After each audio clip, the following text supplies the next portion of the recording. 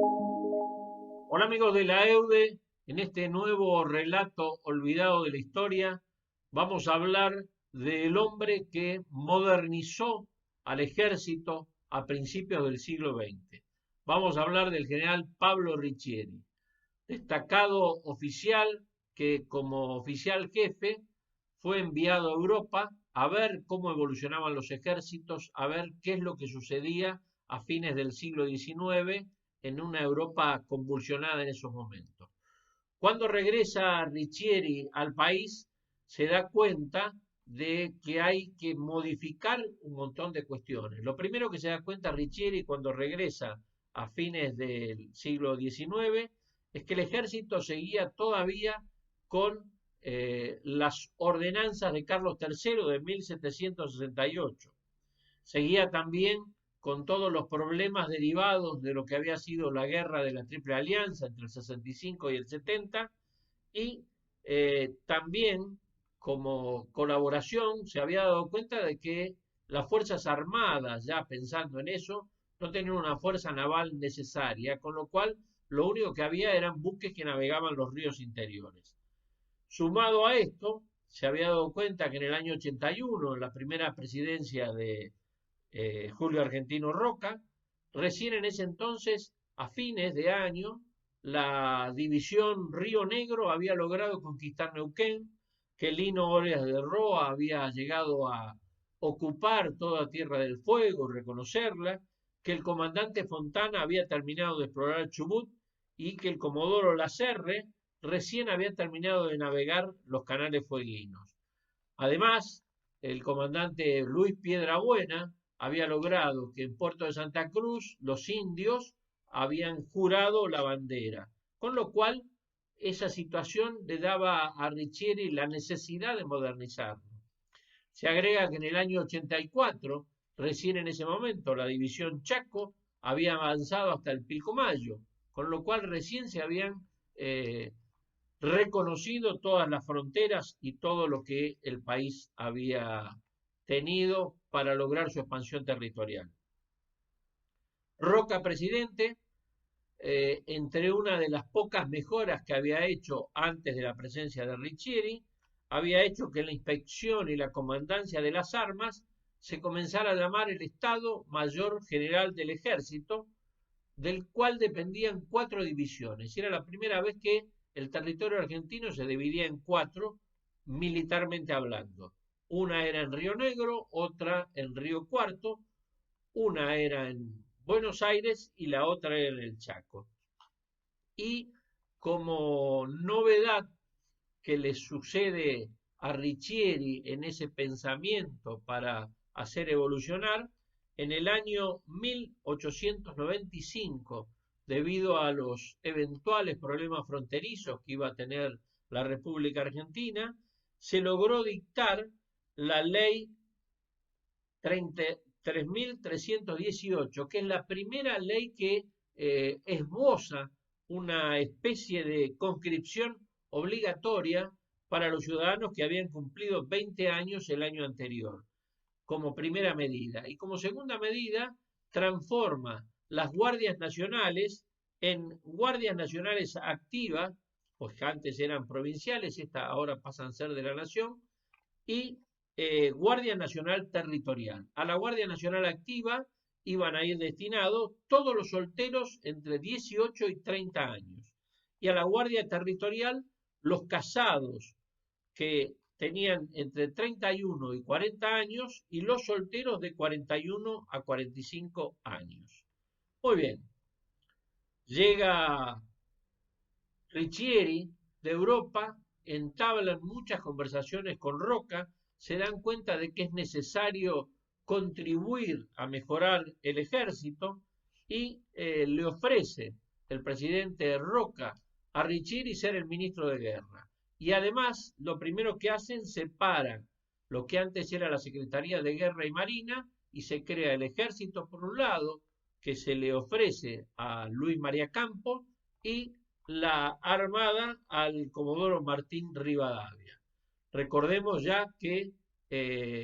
Luis María Campos había creado la Escuela de Guerra el 1 de enero de 1890 y que se había cambiado la doctrina habitual francesa por la doctrina prusiana, que era lo que se imponía en Europa. Y por primera vez se comenzaban a dictar clases dentro de la escuela de guerra con oficiales prusianos de táctica, de artillería, de fortificación y de historia militar. Esto hace que Riccieri empiece a pensar en la necesidad de tener algunos lugares donde instruir a todo el ejército. Es así que entonces, en agosto de 1901, se logra votar la ley 4005 que le permite a Riccieri comprar los terrenos de Campo de Mayo, de Campo de los Andes y crear la remonta, campos donde se pudiera crear los animales necesarios para dotar al ejército principalmente de aquellos necesarios para ir al combate. No contento con esto, Riccieri sigue pensando en que es necesario revolucionar al ejército y como tal empieza a lograr interesar a las cámaras de senadores y de diputados para lograr que el 11 de diciembre de 1901 se votara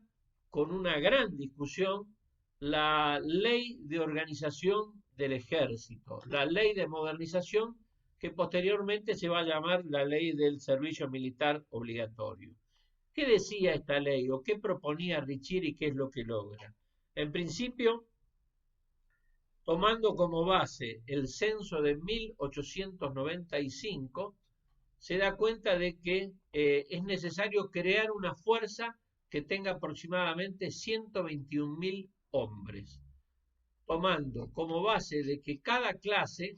desde el año 1874 a 1881, es decir, con 20 años como mínimo y más, se podía llegar a reclutar al 60% de la clase, de tal manera de que teniendo un 15% de excepciones, el resto podía ser incorporado para ser soldados conscriptos y más en estos momentos. Además, se le agregaría a la Guardia Nacional 80.000 hombres y a la Guardia Territorial 36.000 hombres.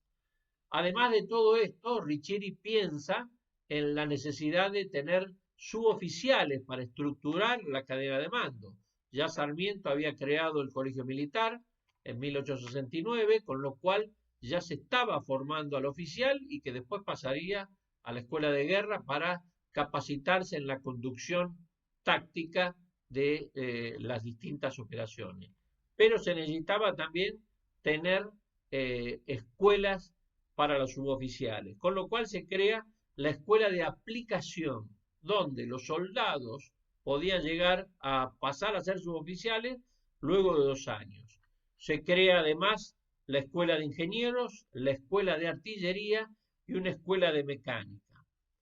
También se da cuenta Riccieri de la necesidad de dividir al país de esas 4 regiones originales, lo divide al país en 7 regiones militares.